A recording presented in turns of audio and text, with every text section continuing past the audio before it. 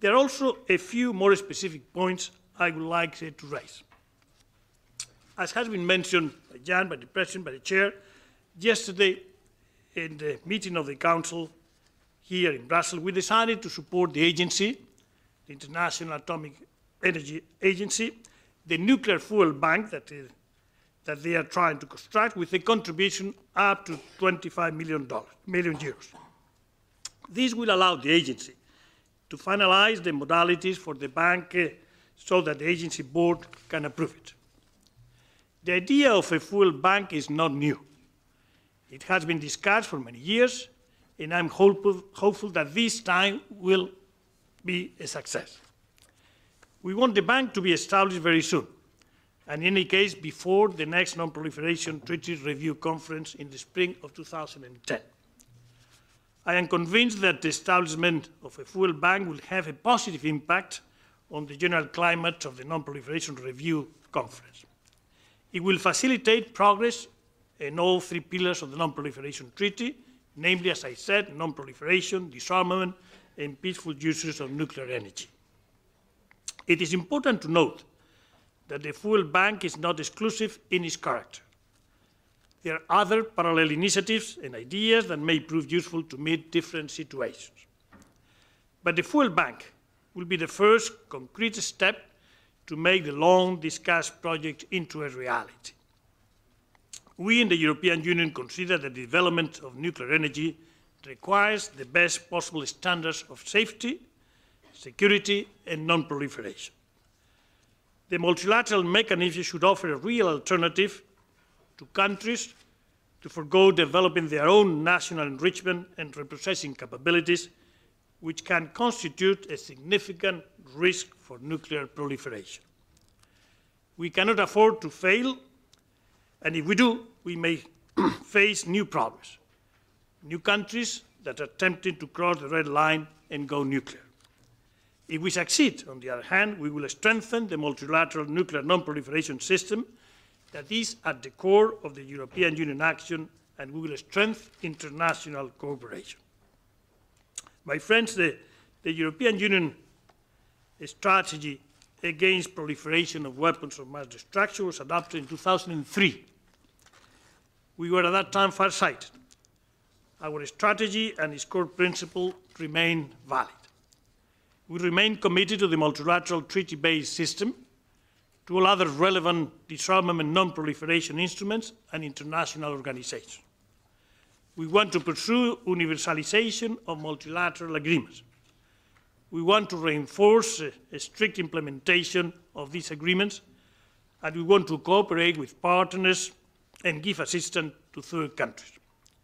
Since 2003, the European Union has adopted more than 20 joint actions to support the work of international organizations in the field of non-proliferation and disarmament. To give you an example, the European Union is the biggest donor to the Agency Nuclear Security Fund, with a financial support of more than €20 million.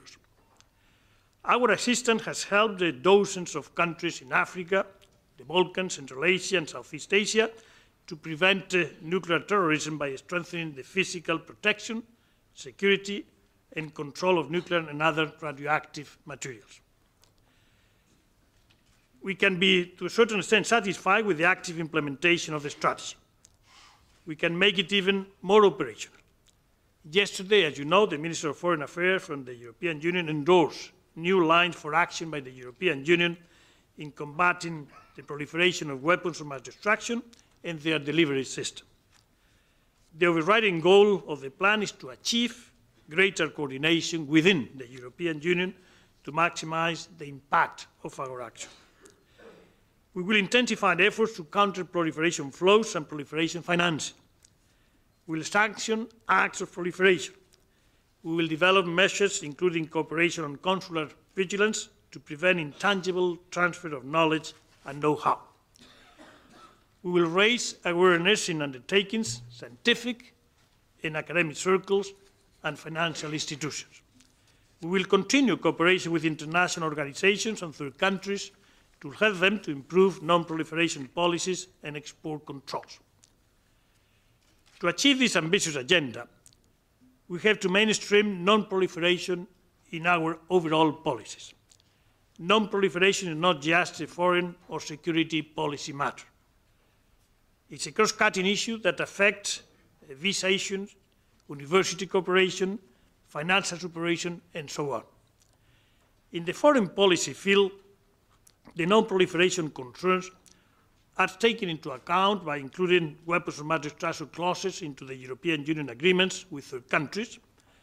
Negotiations, as you know, have been concluded successfully with nearly 100 states in the world.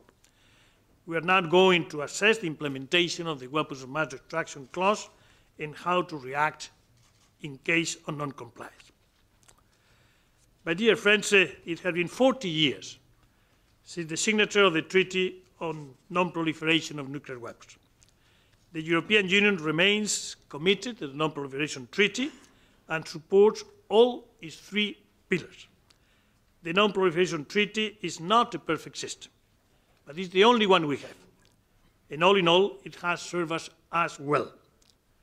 Apart from that holding the Non-Proliferation Treaty, the European Union is also launching a big campaign to promote the entry into force of the Comprehensive Test Ban Treaty, the CTBT.